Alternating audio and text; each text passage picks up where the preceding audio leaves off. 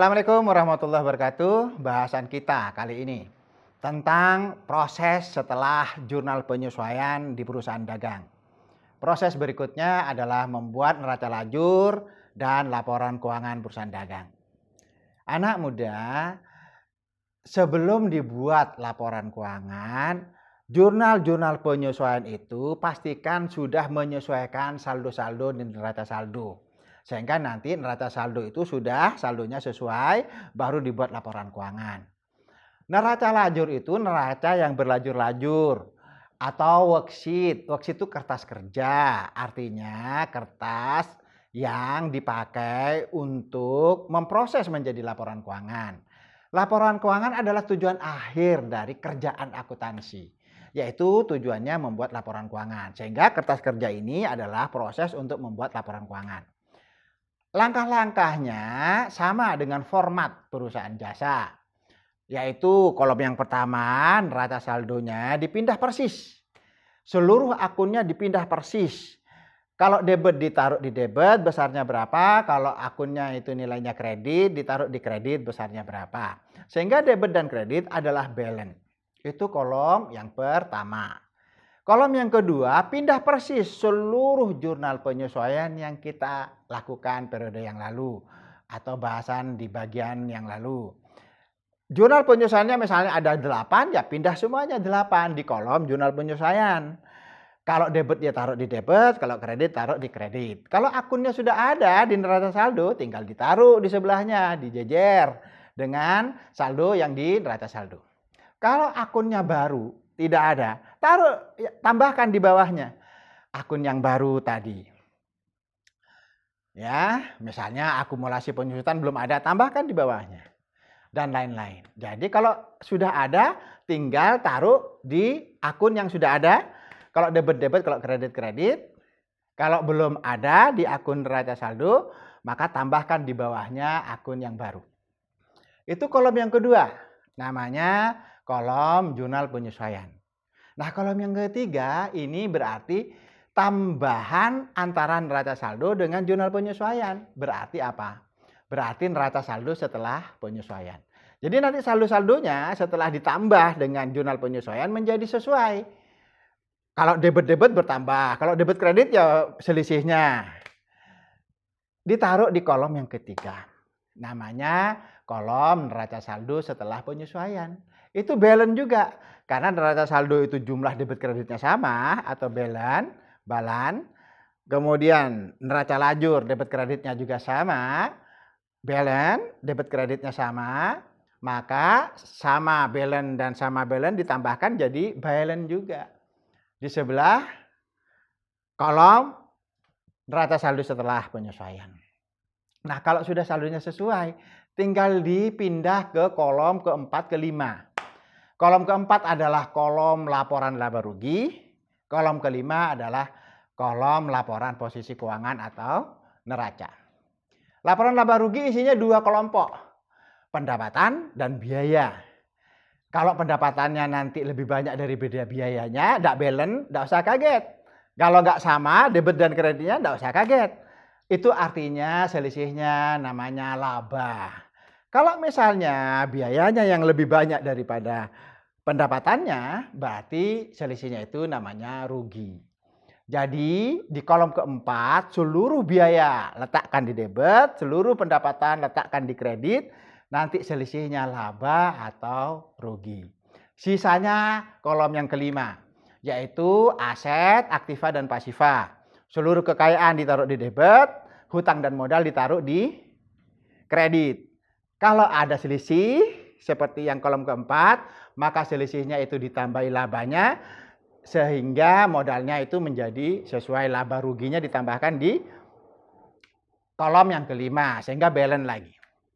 Cara membuat neraca lajur sama persis dengan perusahaan jasa untuk di perusahaan dagang. Cuman akunnya saja yang berbeda. Ada akun pembelian, ada akun persediaan barang dagangan, ada akun potongan pembelian, ada akun yang lain-lain. Mungkin retur, mungkin piutang dagang, dan lain-lain.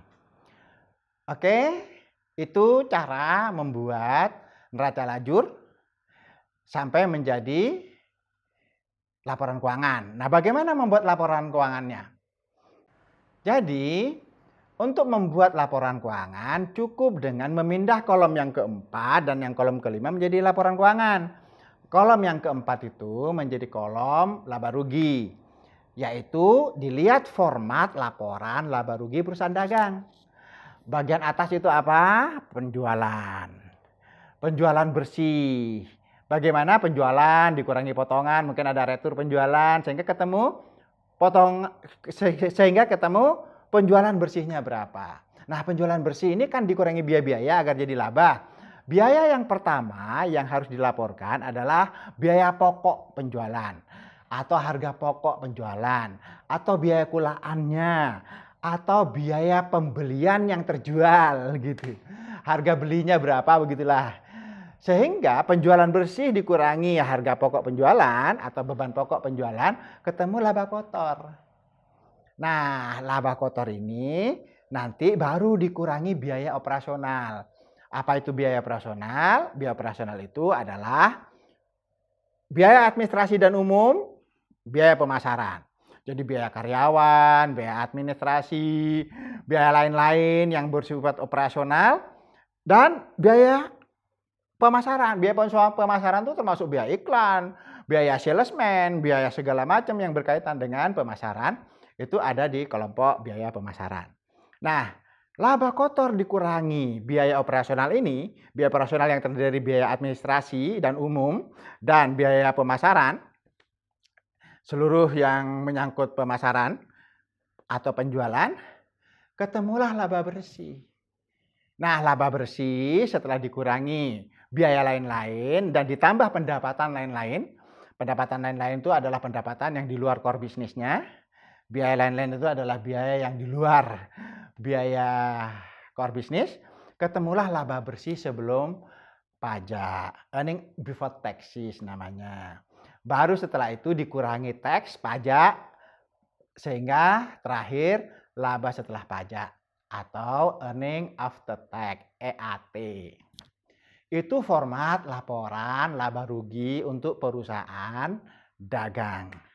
Nah, kolom yang kelima dibuat laporan posisi keuangan atau neraca. Kamu lihat posisinya kan di situ di sebelah debit adalah seluruh kekayaan, sebelah kredit hutang dan modalnya. Nah, laba ini tentunya dimasukkan ke dalam modal dulu. Jadi modal awal ditambah laba ketemu modal akhir. Kalau ada dividen atau prive, kalau perusahaan perorangan, modal awal ditambah laba dikurangi prive ketemu modal akhir. Ya. Sehingga nanti aktiva dan pasiva itu ketemu seluruh kekayaan, hutang dan modal akhirnya.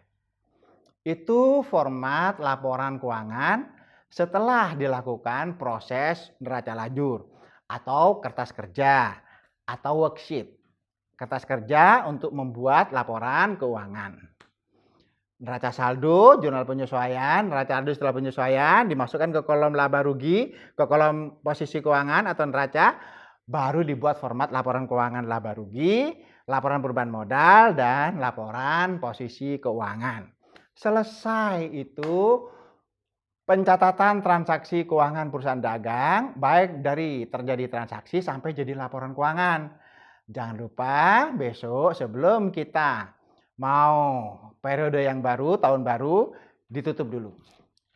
Tapi sebelum kita membahas jurnal penutup seperti biasa, harus ada latihan soal atau mengerjakan neraca lajur sampai jadi laporan keuangan, paling tidak 3 perusahaan dagang.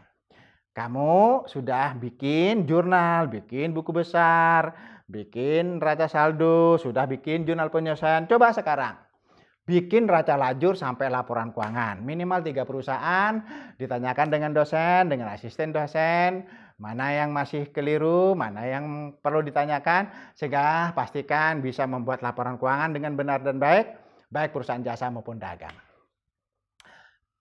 Semoga bermanfaat. Salam untuk mahasiswa.